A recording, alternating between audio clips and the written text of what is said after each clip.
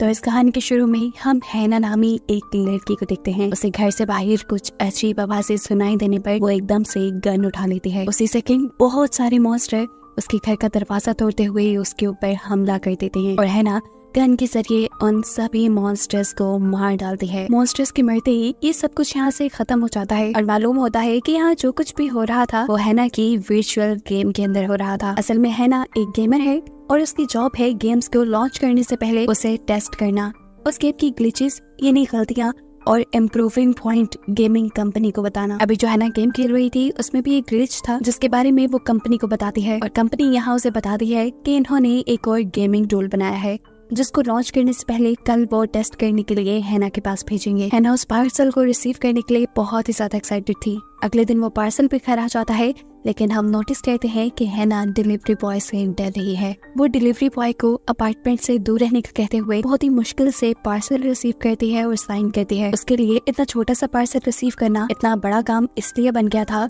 क्योंकि हैना एग्रोफोबिक थी। वो घर से बाहर निकलने से और किसी से भी मिलने से डरती थी। इसी टाइम हैना को उसके अपार्टमेंट के बाहर एक बच्ची भी दिखाई दी थी जो हैना से रिक्वेस्ट कर रही थी कि हैना उसे अपने अपार्टमेंट के अंदर बुला ले, लेकिन हैना उसे इनकार करते हुए अपना दरवाजा बंद कर देती है। जिसके बाद वो जेन को अपने घर बुलाती है क्योंकि उन्हें अब ये अपना गेमिंग इक्विपमेंट अनबॉक्स करना था। इसे देखते हुए जेन भी एक्साइटेड होकर कहती है क्यों ना हम इसकी अनबॉक्सिंग की वीडियो बनाए। जवाब में हैना कहती है नहीं, हम ऐसा नहीं कर सकते, ये एक अनऑफिशियल गेमिंग इक्विपमेंट है, इसकी वीडियो बनाना इलीगल होगा। जेन हैना की इकलौती फ्रेंड थी, उसकी जिंदगी की इकलौती इंसान, नहीं तो हैना किसी से भी नहीं मिलती थी, अपने अपार्टमेंट से बाहर जाती ही नहीं थी। वो गेमिंग से पैसा कमाती थी और अपनी जरूरत का सारा सामान वो अपने घर ही डिलीवर करवा लेती थी। शायद देखने को मिलता है ये लोग उस इक्विपमेंट की अनबॉक्सिंग करते हैं तो उसके अंदर से हेडबैंड जैसा कुछ निकला था। उसे ऑन करते ही एक अजीब बात ये होती है कि वो खुद ही हैना के गेमिंग सिस्टम से अटैच हो जाता है और स्पीकर पे हेडबैंड का सिस्टम हैना को ये हेडबैंड अपने सर पे पहनने को कहता है। उसके सर पे पहनते ही अभी सिस्टम उसे बताता है कि ये हेडबैंड डायरेक्ट ब्रेन से कनेक्ट होता है और ब्रेन की इलेक्ट्रिकल इम्पल्स से कनेक्ट होकर वो कंप्यूटर को भी कंट्रोल में कर लेता है। यानी इस इक्विपमेंट को पहनने के बाद हैना को माउस को टच करने की जरूरत नहीं पड़ेगी, कीबोर्ड को यूज करने की जरूरत नहीं पड़ेगी, उसका कंप्यूटर खुद ब खुद उसके ब्रेन के जरिए चलने लगेगा। अब इस डिवाइस को पूरी तरह से ब्रेन के साथ कंट्रोल करने के लिए हैना को कुछ ब्रेन एक्सरसाइजेस करनी थी। यहाँ पहली एक्सरसाइज शुरू होती है जहाँ पर हैना को स्क्रीन पे कुछ अल्फाबेट्स नजर आ रहे थे। सेम अल्फाबेट हैना को कीबोर्ड पे चूज करने थे।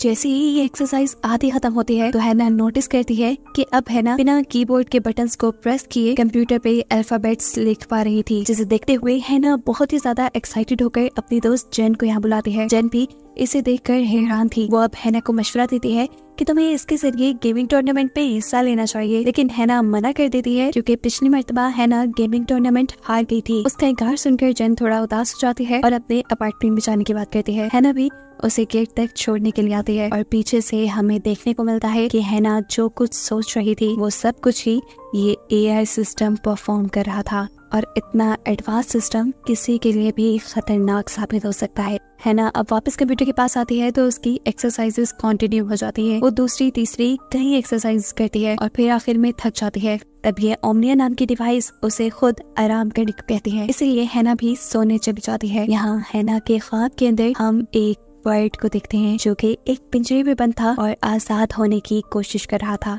सुबह होने पर हैना जब ब्रश कर रही थी तो उसे अपने दांतों से खून निकलता दिखाई देता है। इस मर्तबा वो इसे इग्नोर कर देती है। उसके दरवाजे पे कोई नॉक करता है और वो चेक करने के लिए जाती है। बाहर वही छोटी बच्ची थी जो कल भी उसे अपने अपार्टमेंट में बुलाने को कह रही थी। अभी भी वो बच्ची अंदर आने की रिक्वेस्ट कर रही थी पर हैना उसे मना कर देती है और ये दोनों बंद दरवाजे से ही बातें करने लग जाते हैं।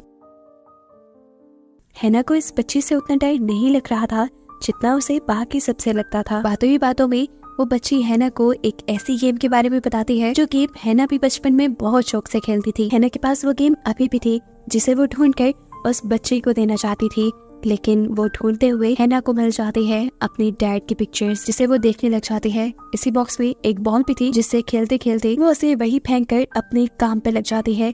ये नहीं गेमिंग में। थोड़ी देर में जेन भी उसके अपार्टमेंट में आ जाती है और यहाँ ये दोनों मजे करने लग जाते हैं। जेन को अपना टैलेंट दिखाने के लिए यहाँ हैना बगैर जेन का मोबाइल उठाए उसके मोबाइल से गाना प्ले करती है, जिससे जेन भी इम्प्रेस हो जाती है और ये दोनों डांस करने लग जाते हैं। अब वो जेन को बताती है कि मुझे इसे पूरी तरह कंट्रोल करने के लिए अपने हाथ पे कट लगाना होगा, क्या तुम मेरा ये काम कर दोगी? वो जेन से कहती है चलो मेरे हाथ पे कट लगा दो, लेकिन जेन ऐसा करने से इनकार कर चुकी थी। इन दोनों के बीच में थोड़ी बहस हो जाती है और गुस्से में जेन अपने अपार्टमेंट में वापस चली जाती है ना, जैसे ये काम हर हाल में पूरा करना था, वो डरते डरते ही सही लेकिन अपने हाथ पे कट लगा चुकी थी और अब वो डिवाइस और हैना का ब्रेन पूरी तरह सिंक कर चुके थे। जिसके बाद अब उसने इसी डिवाइस के जरिए गेम्स खेलना शुरू कर दी थी। वो जैसा जैसा दिमाग में सोच रही थी कि डिवाइस उसी तरीके से उसके गेम्स को कंट्रोल कर रही थी। ऐसे हैना एक के बाद एक कई गेम्स जीत जाती है। इस डिवाइस ने उसके कॉन्फिडेंस को और ज्यादा बूस्ट कर दिया था, इसलिए उसने गेमिंग टूर्नामेंट में भी हिस्सा लेने का फैसला किया था। इसी दौरान देखने को मिलता है कि वो बॉल जो हैना ने अपनी कबर्ड से निकाली थी वो हवा में छूट रही थी। असल में उसे किसी एंटिटी ने उठा लिया था। थोड़ी देर बाद वही बॉल चलते चलते हैना के कदमों में आ जाती है और जब हैना उसे देखती है तो एकदम से वो बॉल गायब हो जाती है। और इससे पहले कि हैना इसे नोटिस में लेती, बाहर दरवाजे पे नॉक होता है, जहाँ वो देखती है कि बिल्डिंग का ओनर उसे फ्लैट का रेंट लेने के लिए आया था। और हैना उसे कहती है अभी कल ही तो आप आए थे और जेन ने आपको बताया था कि 1 हफ्ते बाद आएगा। तब वो आदमी हैना को जवाब देता है अरे उस बात को तो कितने दिन गुजर गए, और ये चीज हैना को बुरी तरह कंफ्यूज कर देती है। फिर अब हैना इस आदमी से रिक्वेस्ट करती है कि प्लीज अगले हफ्ते आइएगा। वो उस आदमी से उस छोटी बच्ची के बारे में भी पूछती है जिससे वो बातें किया करती थी, और वो आदमी बताता है कि यहाँ कोई छोटी बच्ची नहीं रहती, और ये बात भी हैना को परेशान कर देती है। फिर सीन कट होता है और हम देखते हैं कि हैना एक्सरसाइज कर रही है और इस टाइम भी उसके पीछे वही एंटिटी है जो इससे पहले हमें बॉल के साथ खेलती हुई नजर आई। हैना के साथ एक के बाद एक अजीब और गरीब काम होते जा रहे थे, जैसे अब उसके दांतों में से पहले से ज्यादा खून आने लगा था, जिसके बाद एकदम से उसको अपना ही चेहरा मिरर में भयानक दिखने लगता है और साथ ही उसे अपने पीछे एंटिटी दिखाई देती है। और जैसे ही पीछे मुड़कर दिखती है तो उसे मालूम होता है कि ये सब उसका वहम था। नहा धोकर जब वो बाहर आती है तो उसे दोबारा अपनी गेमिंग जोन के पास वही बॉल नजर आती है जो पहले गायब हो गई थी। हैना अब अपने वर्चुअल ग्लासेस को पहन लेती है और फिर वो नोटिस करती है कि वो अपने दिमाग और उस डिवाइस की मदद से उस बॉल को किसी भी चीज में बदल पा रही थी, और ये सच में बहुत ज्यादा हैरान कर देने वाली बात थी। इतनी देर में यहाँ पर जेन भी आ गई। ये दोनों टूर्नामेंट की तैयारी में लग जाते हैं और हैना इस मर्तबा ये टूर्नामेंट अपनी नए गेमिंग इक्विपमेंट के जरिए खेलने वाली थी। ये डिवाइस सच में जादुई लग रही थी क्योंकि इसके जरिए एक के बाद एक हैना ने कई गेम्स जीत ली। इससे पहले कि हैना एक और राउंड स्टार्ट करती, एकदम से उसे कंप्यूटर के अंदर से एक हाथ निकलता दिखाई देता है। हैना बुरी तरह डर जाती है। जेन उससे पूछती है क्या हुआ। हैना टीवी की तरफ इशारा करते हुए हाथ कहती है, लेकिन जेन को यहाँ कुछ भी ऐसा नजर नहीं आ रहा था जो हैना एक्सप्लेन कर रही थी। हैना को रियलाइज हुआ शायद वो थक चुकी है, इसीलिए वो जेन से कहती है तुम ये राउंड खेलो और मैं आराम करने जा रही हूँ। थोड़ी देर गुजरने के बाद अब जेन भी उसके रूम में आती है और उसे बताती है कि वो लोग ये राउंड जीत गए, इसीलिए ये लोग इसीलिए अगला राउंड भी खेल सकते हैं। हैना उसकी बातों का बस हूँ हाँ में जवाब दे रही थी। उसने यहाँ बिल्कुल एक्साइटमेंट शो नहीं की। इसके बाद वो जेन से उस छोटी बच्ची के बारे में पूछती है जिससे वो बातें किया करती थी। जवाब में जेन कहती है कौन सी छोटी बच्ची, हमारी बिल्डिंग में तो कोई छोटी बच्ची नहीं रहती। हैना की इस अजीब सी हालत को देखते हुए जेन भी परेशान होने लगी थी। तब हैना बताती है कि मेरी मॉम भी एग्रोफोबिक थी, यानी वो भी घर से बाहर निकलने से डरती थी। वो भी इसी घर में मर गई और शायद हैना के साथ भी यही होगा। जेन यहाँ उसे रिलैक्स करती है और फिर हैना अपने दूसरे कामों में लग जाती है। अब वो अपना गेमिंग टूर्नामेंट खेलने के बजाय उस गेम से खेल रही थी जिससे वो बचपन में खेला करती थी। और जब वो ये खेल रही थी तो हम देखते हैं कि उसके घर की टाइल्स और बहुत सी चीजें हवा में हो गई हैं। ऐसा इसलिए था कि उसने अपने ब्रेन के साथ उसी डिवाइस को कनेक्ट किया हुआ था, इसलिए जैसा वो सोच रही थी वैसा ही उसे दिख भी रहा था। इसी बात को समझते हुए अब वो दोबारा जेन के साथ गेम खेलने लगती है। ये लोग पूरी रात गेम खेलते हैं और सुबह होने पर जेन अब अपने अपार्टमेंट में चली जाती है। हैना जब उसे सी ऑफ करने गई तो उसे गेट पे दोबारा वही बच्ची दिखी जिससे वो बातें किया करती थी। हैना उसके लिए वही गेम लेने चली जाती है जो वो बचपन में खेला करती थी। और जब हैना वापस आई तो उसने देखा कि अब उसके अपार्टमेंट का दरवाजा खुद ब खुद खुल रहा था और वो बच्ची तो अब अपार्टमेंट के बाहर कहीं भी नहीं थी। वो उसे देखने के लिए बाहर भी जाती है लेकिन वो बच्ची कहीं नहीं थी। हैना को जब एहसास होता है कि वो अपने अपार्टमेंट के बाहर है तो डर से उसकी बुरी हालत हो जाती है। वो जल्दी से अपने अपार्टमेंट की तरफ भागती है लेकिन अपार्टमेंट का दरवाजा बंद हो चुका था और उसे कॉरिडोर में वही एंटिटी, वही भूत दिखाई दे रहा था जिसे हम उसके घर पे भी देख चुके हैं। जोर जोर से हैना दरवाजा नॉक करती है और एकदम से उसे होश आ जाता है। हमें मालूम होता है कि हैना तो अपने कमरे से बाहर गई नहीं थी। उसके साथ इस टाइम क्या हुआ था ये तो उसे खुद भी समझ नहीं आ रहा था। तंग आकर अब वो उसे गेमिंग कंपनी में कॉल करती है जिन्होंने उसे ओमनिया डिवाइस दी थी। वो पूछती है कि क्या बाकी गेम टेस्टर्स ने इस डिवाइस के खिलाफ कोई कंप्लेन की है, और उसे ना में जवाब मिलने पे अब वो और भी ज्यादा परेशान हो गई थी क्योंकि ये सारी वियर्ड अजीब चीजें उसी के साथ हो रही थी। फोन को काटते ही अब हैना को दोबारा वही बच्ची उसके घर के अंदर दिखाई देती है। हैना उससे पूछती है तुम कहाँ चली गई थी? जवाब में वो बच्ची कहती है मैं तो हमेशा से यही थी। एकदम से उसी बच्ची के पीछे हैना को वो एंटिटी भी दिखाई देने लगी। हैना डर गई। एकदम से किसी ने हैना को हवा में उठा लिया। खौफ से हैना ने बहुत जोर से चीख मारी और एकदम से फिर से यहाँ सब कुछ नॉर्मल हो गया। हैना ने अब ओमनी डिवाइस से पूछा क्या ये सब तुम कर रही हो? तब उस डिवाइस ने जवाब दिया नहीं, मेरा कोई दिमाग नहीं, तुम जैसा सोच रही हो तुम्हें बस वैसा ही दिख रहा है। अब सीन कट होता है और हमें दिखाया जाता है कि हैना अपने टूर्नामेंट के रिजल्ट देख रही थी। उसके पीछे जेन भी खड़ी हुई थी और वो भी बहुत ज्यादा एक्साइटेड थी। एकदम से हैना के फेस के एक्सप्रेशन चेंज हो जाते हैं और उसके पीछे से जेन भी गायब हो जाती है। हैना कंप्यूटर स्क्रीन में बुरी तरह खो जाती है और फिर उसे देखने को मिलता है कि वो फाइनली इस टूर्नामेंट में ना सिर्फ जीती थी बल्कि उसने इस टूर्नामेंट में फर्स्ट पोजीशन ली थी। ये देखते हुए उसकी खुशी का ठिकाना ही नहीं रहा था। वो खड़े होकर ये बात जेन से शेयर करने वाली थी लेकिन वो देखती है कि जेन यहाँ कहीं भी नहीं है और जेन का फोन तो उसके पास ही रखा था। एकदम से अब उसका दरवाजा नॉक होता है। वो बाहर जाती है तो इस टाइम बिल्डिंग का ओनर उसे ये बताने के लिए आया था कि उसका रेंट पे हो चुका है। ये बात अजीब थी, उसने रेंट पे नहीं किया था। वो अब अपने बिल्डिंग के ओनर से अपनी दोस्त के बारे में यानी जेन के बारे में पूछती है तो ओनर जवाब देता है कि पिछले कई दिनों से उन्होंने बिल्डिंग में जेन को नहीं देखा। हैना परेशान होकर अपने घर के अंदर चली जाती है।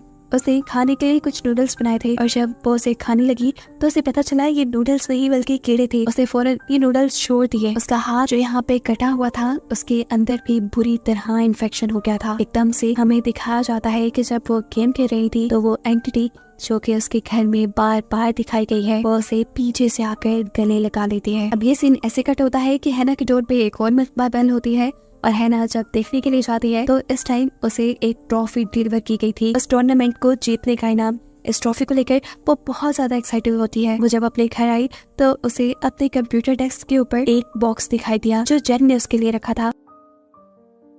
वो इस बॉक्स को खोलती है। इसमें शूज थे जिसे पहनते हुए उसने अपने आप से पूछा जेन कहाँ है? ये कहते ही एकदम से जेन उसके सामने आ गई। हैना ने एक्साइटेड होकर उसे गले लगाया और फिर अगले ही लम्हे अपने पास रखे काउंटर से एक नाइफ उठाते हुए उसे स्टैब करके मार दिया। कि उसने क्या किया था वो अब डर चुकी थी, इसीलिए वो पुलिस को कॉल कर देती है। कॉल करने के बाद उसने नोटिस किया कि जेन तो उसके घर पे थी ही नहीं। वो समझ गई थी कि ये सब कुछ उसके सर पे लगा ये AI बैंड ही कर पा रहा है। वो इस बैंड को उतार देती है लेकिन जितनी मरतबा वो इस बैंड को उतार रही थी ये बैंड खुद ब खुद उसके सर पे लगता जा रहा था। अब वो बुरी तरह डर गई थी।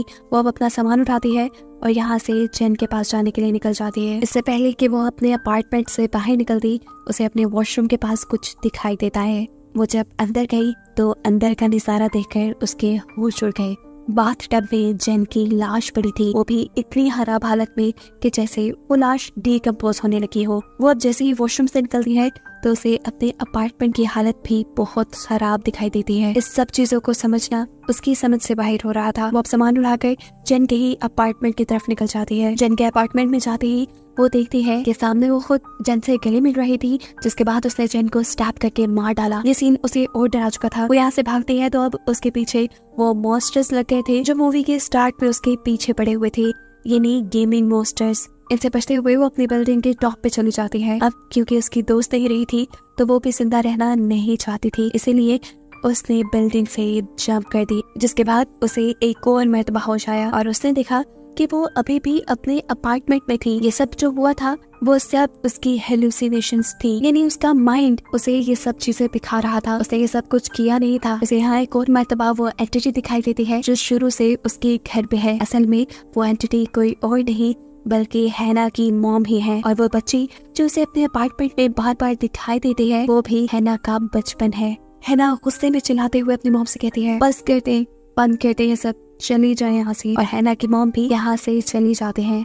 ये सब जो यहाँ हैना देख रही थी वो सच में नहीं हो रहा था। हैना की खराब दिमागी हालत उसे ये सब दिखा रही थी। अब एकदम से हैना के अपार्टमेंट में पुलिस आ जाती है और मालूम होता है कि जेन बाकी में बहुत दिनों से गायब थी और पुलिस का शक अब हैना पे ही था, इसीलिए पुलिस इन्वेस्टिगेशन के लिए यहाँ आई थी। इतने सारे दिन गुजर गए थे और हैना को ये मालूम ही नहीं हुआ था, और इसके पीछे की रीजन थी वही AI डिवाइस जिसने हैना के माइंड के साथ मैनिपुलेशन की और उसे टाइम का अंदाजा ही होने नहीं दिया। हैना को जहाँ लग रहा था कि अभी कुछ ही दिन गुजरे हैं, वो कुछ दिन नहीं बल्कि कुछ हफ्ते थे। इसी वजह से हैना को लग रहा था कि लैंडलॉर्ड बार बार उसे रेंट लेने आ रहा है, लेकिन लैंडलॉर्ड हमेशा टाइम पे आ रहा था। और जन की लाश जो इतनी खराब हालत में थी वो भी इसलिए थी क्योंकि उसे वहाँ पड़े पड़े कई हफ्ते गुजर गए थे। पुलिस को हैना के घर से जन की लाश मिल जाती है और पुलिस यहाँ हैना को अरेस्ट कर लेती है। और मूवी के आखिरी सीन में हमें वो एंटिटी यानी हैना की मॉम दोबारा उसी के फ्लैट में दिखाया जाता है और मालूम होता है कि अभी भी जो सब कुछ हुआ वो शायद असल नहीं था,